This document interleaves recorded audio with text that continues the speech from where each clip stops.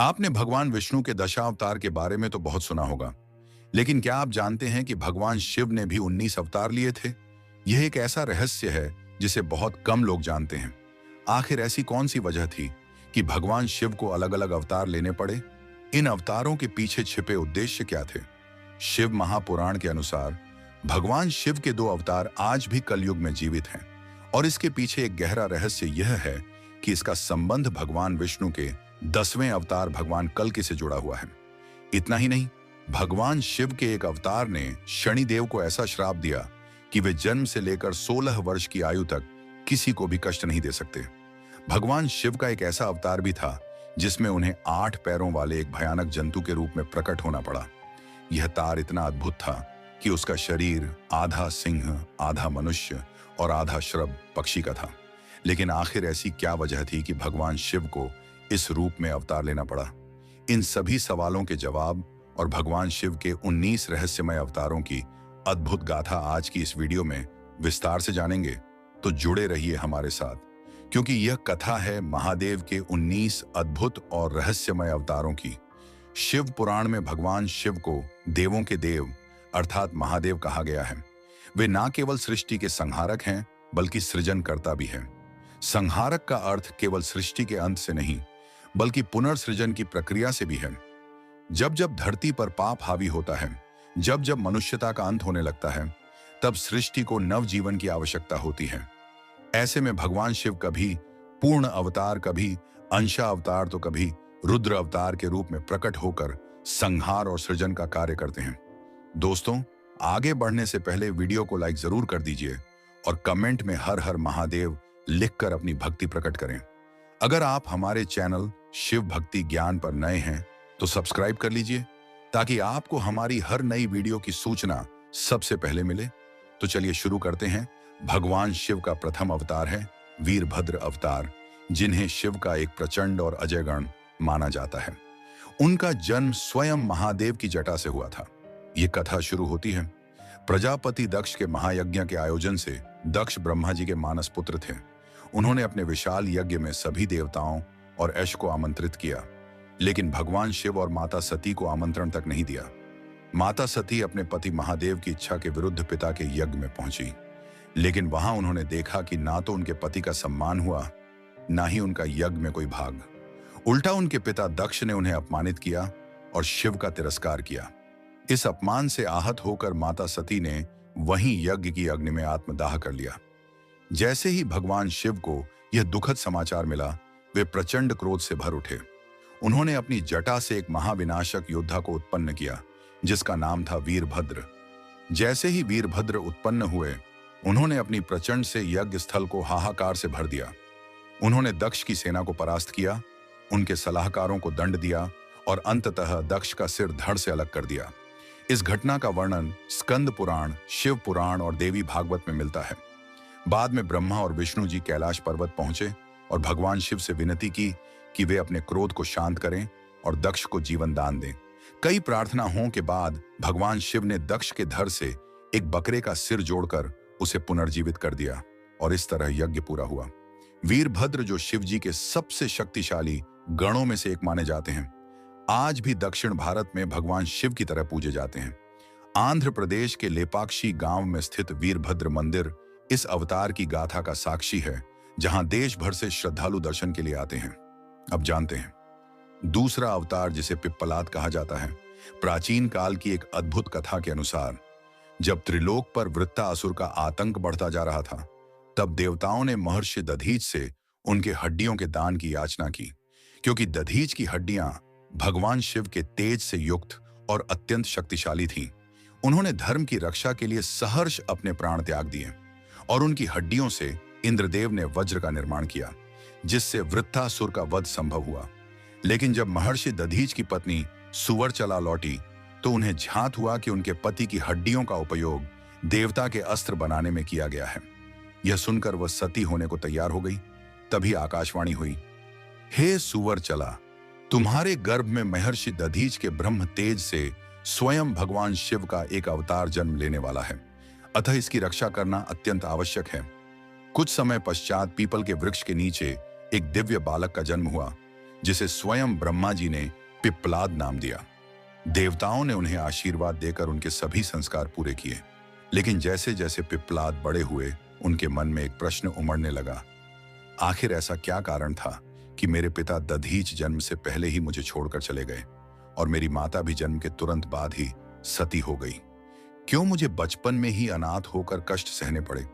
जब पिप्पलाद ने देवताओं से यह प्रश्न पूछा तो उन्होंने उत्तर दिया कि यह सब न ग्रह की अशुभ दृष्टि के कारण हुआ है। यह सुनकर पिप्पलाद अत्यंत क्रोधित हो गए। उन्होंने कहा, क्या यह शनि नवजात शिशुओं को भी नहीं छोड़ता? इसका अहंकार इतना बढ़ गया है। और फिर एक दिन पिप्पलाद मुनि का सामना शनिदेव से हुआ। पिप्पलाद ने अपने ब्रह्मदंड को उठाया और शनिदेव पर प्रहार कर दिया। ब्रह्मदंड का प्रहार सहन करने की शक्ति शनिदेव में नहीं थी, इसलिए वे भयभीत होकर भागने लगे। तीनों लोगों की परिक्रमा करने के बाद भी ब्रह्मदंड ने शनिदेव का पीछा नहीं छोड़ा और अंततः उनके पैर पर जाकर लगा, जिससे शनिदेव लंगड़े हो गए। देवताओं ने पिप्पलाद मुनि से शनिदेव को क्षमा करने की प्रार्थना की। देवताओं के विनय करने पर पिप्पलाद ने शनिदेव को इस शर्त पर क्षमा किया कि शनिदेव जन्म से लेकर 16 वर्ष की आयु तक किसी भी मनुष्य को कष्ट नहीं देंगे। तभी से यह माना जाता है कि जो भी व्यक्ति पिप्पलाद मुनि का स्मरण करता है, उसकी क्षणिक पीड़ा दूर हो जाती है। लेकिन आगे बढ़ने से पहले इस वीडियो को एक लाइक करके चैनल को सब्सक्राइब जरूर कर लीजिए, क्योंकि यह आपके लिए सिर्फ 1 सेकंड का काम है, लेकिन इससे हमारी टीम को बहुत बड़ा सपोर्ट मिलता है। भगवान शिव का तीसरा अवतार है। नंदी शिव महापुराण के अनुसार शिलादित्य थे, लेकिन उन्हें यह चिंता थी कि उनकी वंश परंपरा आगे नहीं बढ़ेगी। उन्होंने कठोर तपस्या कर भगवान शिव को प्रसन्न किया और उनसे यह वरदान मांगा कि उन्हें एक ऐसा पुत्र प्राप्त हो जो जन्म और मृत्यु के चक्र से मुक्त हो। भगवान शिव उनकी तपस्या से प्रसन्न हुए और उन्हें वरदान दिया कि वे स्वयं उनके पुत्र रूप में जन्म लेंगे। कुछ समय बाद शलादर प्राप्त हुआ, जिसका नाम उन्होंने नंदी रखा। यह बालक जन्म से ही दिव्य शक्तियों से युक्त था और महान विद्वान बना। जब नंदी को झात हुआ कि संसार में मृत्यु अटल है, तो वे अत्यंत दुखी हुए। तब शिलादित्य की, जिससे प्रसन्न होकर भगवान शिव ने उन्हें अपना अनन्य भक्त और अपने गणों का अधिपति बना लिया। भगवान शिव ने नंदी को अमृतत्व का वरदान दिया और उन्हें अपना वाहन बनाया। इसके साथ ही शिव जी ने घोषणा की कि जहां भी नंदी की पूजा होगी, वहां उनकी भी आराधना की जाएगी। यही कारण है कि हर शिव मंदिर में नंदी की मूर्ति भगवान शिव के समक्ष विराजमान होती है। नंदी के विवाह की भी एक कथा है। भगवान शिव ने की पुत्री सुयशा से नंदी का विवाह करवाया था, जिससे यह सिद्ध हुआ कि वे केवल एक वाहन ही नहीं, बल्कि एक महत्वपूर्ण दिव्य शक्ति भी है। भगवान शिव का चौथा अवतार है काल भैरव। भगवान शिव का काल भैरव अवतार उनका सबसे उग्र और न्यायकारी स्वरूप है। यह अवतार अधर्म के विनाश और संतों की रक्षा के लिए प्रकट हुआ था। स्कंद पुराण, शिव पुराण और काशी खंड में इस अवतार का विस्तृत वर्णन मिलता है। शिव पुराण में बताया गया है कि एक बार ब्रह्मा और विष्णु स्वयं को भगवान शंकर की माया से प्रभावित होकर श्रेष्ठ मानने लगे थे। इस बारे में जब वेदों से पूछा गया तो उन्होंने शिव को सर्वश्रेष्ठ एवं परम तत्व कहा, लेकिन ब्रह्मा और विष्णु ने उनकी बात का खंडन किया। साथ ही ब्रह्मा जी ने शिव जी की निंदा भी की। यह सुन शिव जी बेहद क्रोधित हो गए और ब्रह्मा जी से अपने अपमान का बदला लेना चाहा। शिव जी ने अपने रौद्र रूप से काल भैरव को प्रकट किया। जैसे ही काल भैरव प्रकट हुए, उन्होंने भगवान शिव के आदेश का पालन करते हुए ब्रह्मा जी का 5वां सिर अपने नाखून से अलग कर दिया। इस कारण से उन पर ब्रह्म हत्या का पाप लग गया और ब्रह्मा जी का 5वां सिर काल भैरव के हाथ से चिपक गया। इस दोष से मुक्ति पाने के लिए भगवान शिव ने काल भैरव को आदेश दिया कि वे पृथ्वी पर जाएं, और जब उनके हाथ से ब्रह्मा का कटा हुआ सिर गिर जाएगा, तभी वे ब्रह्म हत्या के पाप से मुक्त हो जाएंगे। काल भैरव ने समस्त तीर्थों का भ्रमण किया, लेकिन वे ब्रह्म हत्या के दोष से मुक्त नहीं हो सके। अंततः जब वे काशी पहुंचे तो वहां उन्हें इस दोष से मुक्ति मिल गई और ब्रह्मा जी का सिर उनके हाथ से गिर गया। तब से काल भैरव काशी में ही स्थित हो गए और वहां के नगर कोतवाल कहलाए। यही कारण है कि काशी में काल भैरव को नगर रक्षक और न्याय का देवता माना जाता है। काल भैरव अवतार के 2 प्रमुख रूप माने जाते हैं, काल भैरव और असिता। भैरव काल भैरव को काशी के अधिपति माना जाता है और वे वहां के सभी भक्तों की रक्षा करते। भक्तों का विश्वास है कि काशी में बिना काल भैरव के दर्शन किए कोई भी पूर्णता प्राप्त नहीं कर सकता। अब बात करते हैं भगवान शिव के पांचवें अवतार अश्वत्थामा की। अश्वत्थामा, जिन्हें भगवान शिव का रुद्र अवतार माना जाता है, महाभारत के सबसे शक्तिशाली योद्धाओं में से एक थे। उनका जन्म महर्षि द्रोणाचार्य और कृपि के घर हुआ था। अश्वत्थामा का जन्म एक विशेष उद्देश्य के तहत हुआ था। धर्म की रक्षा और काल के प्रवाह में अपनी अमृता के रहस्य को समेटे रखने के लिए द्रोणाचार्य, जो स्वयं महायोद्धा और कौरवों के गुरु थे, उन्होंने भगवान शिव की कठोर तपस्या की थी ताकि उन्हें एक ऐसा पुत्र प्राप्त हो जो युद्ध में अपराज हो। भगवान शिव ने उनकी तपस्या से प्रसन्न होकर अपने रुद्र रूप का एक अंश द्रोणाचार्य के पुत्र के रूप में प्रकट किया। जन्म के समय ही अश्वत्थामा के माथे पर एक दिव्य मणि विराजमान थी जो उन्हें अपार शक्ति प्रदान करती थी और किसी भी अस्त्र शस्त्र से अजय बनाती थी। महाभारत के युद्ध में अश्वत्थामा ने कौरवों का साथ दिया और अपनी असाधारण युद्ध कौशल का परिचय दिया। जब उनके पिता द्रोणाचार्य की मृत्यु हुई तो अश्वत्थामा अत्यंत क्रोधित हो उठे। उन्होंने कौरवों के आखिरी से सेनापति के रूप में युद्ध की कमान संभाली और प्रतिशोध लेने की प्रतिज्ञा ली। युद्ध की समाप्ति के बाद जब पांडव अपने शिविर में विश्राम कर रहे थे, तब अश्वत्थामा ने क्रोध में आकर नरसंहार कर दिया। उन्होंने द्रौपदी के 5 पुत्रों की हत्या कर दी, जिन्हें वे पांडव समझ बैठे थे। जब यह बात अर्जुन और श्री कृष्ण को पता चली तो उन्होंने अश्वत्थामा को दंड देने का निर्णय लिया। अश्वत्थामा ने अपनी रक्षा के लिए ब्रह्मास्त्र का प्रयोग किया, लेकिन अर्जुन ने भी ब्रह्मास्त्र का संधान कर दिया। जब पूरी पृथ्वी विनाश की ओर बढ़ने लगी तो श्री कृष्ण ने दोनों योद्धाओं को अपना ब्रह्मास्त्र वापस लेने को कहा। अर्जुन ने अपने अस्त्र को रोक लिया, लेकिन अश्वत्थामा ने इसे गर्भवती उत्तरा के गर्भ में पल रहे अभिमन्यु के पुत्र परीक्षित पर छोड़ दिया। इस क्रूर कृत्य से क्रोधित होकर श्री कृष्ण ने अश्वत्थामा को युगों युगों तक धरती पर भटकने का श्राप दे दिया। उन्होंने अश्वत्थामा की दिव्य मणि छीन ली, जिससे वह कष्टों से घिर गया। कहा जाता है कि वह आज भी पृथ्वी पर अमर है, भटक रहा है और मोक्ष की खोज में लीन है। अश्वत्थामा को भगवान शिव का अंश माना जाता है और कई किंवदंतियों के अनुसार वह आज भी शिव भक्ति में लीन रहता है। कई संतों और तपस्वी ने उनके दर्शन होने का दावा किया है। अब बात करते हैं भगवान शिव के छठे अवतार शर्भा अवतार की। शिव पुराण और लिंग पुराण में भगवान शिव के इस अद्भुत अवतार का उल्लेख मिलता है। भगवान विष्णु ने जब हिरण्यकश्यप का वध करने के लिए नरसिंह अवतार लिया तो वे आधे सिंह और आधे मानव के रूप में प्रकट हुए थे, लेकिन हिरण्यकश्यप के अंत के बाद भी उनका क्रोध शांत नहीं हुआ। उनका उग्र रूप पूरी सृष्टि के लिए खतरा बनता जा रहा था। देवता भयभीत हो उठे। उन्होंने भगवान शिव से प्रार्थना की कि वे इस संकट को शांत करें। भगवान शिव ने सृष्टि के संतुलन को बनाए रखने के लिए एक विशेष रूप धारण किया, जिसे शरभ अवतार कहा जाता है। शरभ अवतार एक शक्तिशाली और अद्भुत स्वरूप था, जिसमें 8 पैर थे और वह आधा सिंह और पक्षी के रूप में प्रकट हुआ। यह रूप इतना बलशाली था कि स्वयं नरसिंह से भी अधिक शक्तिशाली माना गया। जब भगवान शिव शरभ रूप में प्रकट हुए तो वे भगवान नरसिंह के पास पहुंचे, लेकिन भगवान नरसिंह इतने उग्र थे कि किसी को भी अपने पास नहीं आने दे रहे थे। तब शर्व अवतार ने अपनी विशाल पूंछ में भगवान नरसिंह को लपेट लिया और आकाश में उड़ चले। अपनी दिव्य शक्तियों और करुणामय कृपा से उन्होंने भगवान विष्णु के इस उग्र रूप को शांत कर दिया। शरभ अवतार के प्रभाव से भगवान नरसिंह का क्रोध समाप्त हो गया और वे अपने मूल स्वरूप में लौट आए। इस प्रकार भगवान शिव के शरभ अवतार ने महाविनाश को रोककर पूरी सृष्टि को संकट से बचा लिया। अब बात करते हैं भगवान शिव के 7वें अवतार गृप के बारे में। पुराणों के अनुसार नर्मदा नदी के तट पर धर्मपुर नामक नगर में एक महान अर्षि विश्वा अपनी पत्नी शशचिमती के साथ निवास करते थे। वे अत्यंत धार्मिक और शिव भक्त थे, लेकिन संतान सुख से वंचित होने के कारण दुखी रहते थे। अपनी संतान की प्राप्ति के लिए उन्होंने कठोर तपस्या की और भगवान शिव को प्रसन्न करने का संकल्प लिया। भगवान शिव उनकी तपस्या से प्रसन्न हुए और उन्हें वरदान दिया कि वे स्वयं उनके पुत्र के रूप में जन्म लेंगे। कुछ समय बाद शुचि स्मति ने एक दिव्य बालक को जन्म दिया, जो स्वयं भगवान शिव का अवतार था। ब्रह्मा जी ने इस बालक का नाम गृह प्रवेश के हुए तब नारद मुनि उनके घर आए और भविष्यवाणी की कि उन्हें आग से भय रहे और यह भय उनके जीवन के लिए संकट बन सकता है। यह सुनकर माता पिता चिंतित हो उठे, लेकिन गृहपटीस का संकल्प लेकर काशी चले गए।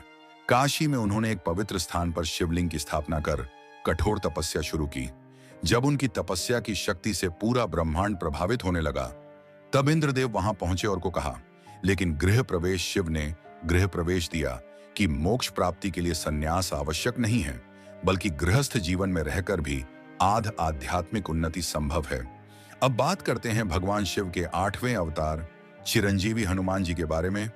धार्मिक कथाओं के अनुसार हनुमान जी भगवान शिव के 11वें रुद्र अवतार माने जाते हैं। उनके जन्म को लेकर कहा जाता है कि जब भगवान विष्णु ने प्रभु श्री राम के रूप में अवतार लिया, तब भगवान शिव ने उनकी सहायता के लिए हनुमान जी के रूप में अवतरण किया। दूसरी ओर राजा केसर और माता अंजना कठोर तपस्या कर रहे थे। उनकी तपस्या से प्रसन्न होकर भगवान शिव ने उन्हें वरदान मांगने को कहा। माता अंजना ने कहा, हे प्रभु, मुझे ऐसा पुत्र प्राप्त हो जो बल में रुद्र के समान, गति में वायु के समान, तेज और बुद्धि में गणपति के समान मेघावी हो। माता अंजना की यह बात सुनकर भगवान शिव ने अपनी रौद्र शक्ति के अंश को पवन देव के माध्यम से यज्ञ कुंड में प्रविष्ट करा दिया, जिससे हनुमान जी का जन्म हुआ। पौराणिक कथाओं में यह उल्लेख मिलता है कि महावीर हनुमान ने शनिदेव को रावण की कैद से मुक्त कराया था। इस पर शनिदेव ने उन्हें वचन दिया था कि वे उनके भक्तों को कष्ट नहीं देंगे, लेकिन कलयुग के आगमन के बाद शनिदेव अपना वचन भूल गए और स्वयं हनुमान जी को 7.5 का कष्ट देने पहुंचे। हनुमान जी ने उन्हें अपने सिर पर बैठने की अनुमति दी। जब शनिदेव उनके सिर पर बैठ गए, तब हनुमान जी ने एक विशाल पर्वत अपने सिर पर धारण कर लिया। पर्वत के भार से शनिदेव असहनीय पीड़ा में आ गए और क्षमा मांगने लगे। शनिदेव ने वचन दिया कि जो भी सच्चे मन से हनुमान जी की भक्ति करेगा, उसे न कि महादशा, 7.5 और ढैया का कष्ट नहीं भोगना पड़ेगा। तब जाकर हनुमान जी ने उन्हें मुक्त किया। अगर आप भगवान शिव के 11 रुद्र अवतारों की कथा पर एक विशेष वीडियो देखना चाहते हैं, तो कमेंट करके जरूर बताएं। अगर ज्यादा कमेंट आते हैं तो हम इस विषय पर जल्द ही एक खास वीडियो लेकर आएंगे। अब बात करते हैं भगवान शिव के 9वें अवतार वृषभ अवतार की। शिव पुराण के अनुसार जब समुद्र मंथन के दौरान अमृत निकला, तब देवताओं और दानवों में उसे पाने के लिए भयंकर युद्ध छिड़ गया। युद्ध को ने और असुरों का ध्यान भटकाने के लिए भगवान विष्णु ने अपनी माया से अप्सराओं का सृजन किया। जैसे ही दानवों की नजर उन अप्सराओं पर पड़ी, वे मोहित हो गए और उन्हें अपने साथ पाताल लोक ले जाकर बंदी बना लिया। इधर जब असुर अमृत कलश लेने वापस आए, तब तक देवता अमृत पान कर चुके थे। यह देखकर दानव क्रोधित हो उठे और उन्होंने देवताओं पर आक्रमण कर दिया। भगवान विष्णु ने असुरों को हराकर पाताल लोक तक उनका पीछा किया। वहां पहुंचकर उन्होंने सभी दानवों का नाश कर दिया और बंदी बनाई गई अप्सराओं को मुक्त किया। लेकिन अब एक नया संकट उत्पन्न हो गया। अप्सराएं भगवान विष्णु पर मोहित हो गई और उन्होंने भगवान शिव से विष्णु जी को वरदान स्वरूप पति के रूप में पाने की प्रार्थना की। भगवान शिव ने वरदान दिया, जिससे भगवान विष्णु सब कुछ भूल गए और अप्सराओं के साथ पाताल लोक में रहने लगे। समय बीतता गया और उन अप्सराओं से भगवान विष्णु के कई पुत्रों का जन्म हुआ, लेकिन वे सभी दानवी प्रवृत्ति के थे। भगवान विष्णु के शक्तिशाली पुत्र होने के कारण उन्होंने तीनों लोकों में अत्याचार मचाना शुरू कर दिया। देवता भयभीत हो उठे और वे इस समस्या का समाधान मांगने भगवान शिव के पास पहुंचे। महादेव ने नीले रंग के एक विशाल बैल का रूप धारण किया, जिसे वृषभ अवतार कहा गया। इस अवतार में भगवान शिव पाताल लोक पहुंचे और वहां भगवान विष्णु के सभी राक्षसी पुत्रों का संहार कर दिया। जब भगवान विष्णु ने अपने वंश का विनाश होते देखा, तो उन्होंने भगवान शिव के वृषभ अवतार पर आक्रमण कर दिया। दोनों महाशक्तियों के बीच भयानक युद्ध छिड़ गया। ब्रह्मांड तक का कांप उठा, लेकिन तभी अप्सराओं ने भगवान विष्णु को अपने वरदान से मुक्त कर दिया। बंधन मुक्त होते ही भगवान विष्णु को अपनी भूल का एहसास हुआ और उन्होंने युद्ध रोक दिया। फिर वे पाताल लोक छोड़कर विष्णु लोक लौट गए। इसी तरह भगवान शिव ने अपने वृषभ अवतार के माध्यम से अधर्म का अंत किया और ब्रह्मांड में संतुलन स्थापित किया। दोस्तों, इस वीडियो में हमने भगवान शिव के 19 अवतारों में से 9 अवतारों के रहस्यों को जाना, लेकिन अगर हम सभी 19 अवतारों को एक ही वीडियो में कवर करेंगे तो यह वीडियो बहुत लंबा हो जाएगा। इसीलिए हम इसका दूसरा पार्ट जल्द ही लेकर आएंगे, जिसमें हम भगवान शिव के बाकी 10 अवतारों के रहस्य और उनकी लीलाओं के बारे में विस्तार से चर्चा करेंगे। अगर आप चाहते हैं कि दूसरा भाग जल्दी से जल्दी पब्लिश हो, तो वीडियो को लाइक करें, कमेंट में हर हर महादेव जरूर लिखें और हमारा चैनल शिव भक्ति ज्ञान को सब्सक्राइब करना बिल्कुल ना भूलें। ताकि सनातन धर्म के अद्भुत रहस्यों और गुण ज्ञान आपको मिलता रहे। जल्द ही मिलते हैं इस वीडियो के दूसरे भाग में। तब तक के लिए जय महाकाल, हर हर महादेव।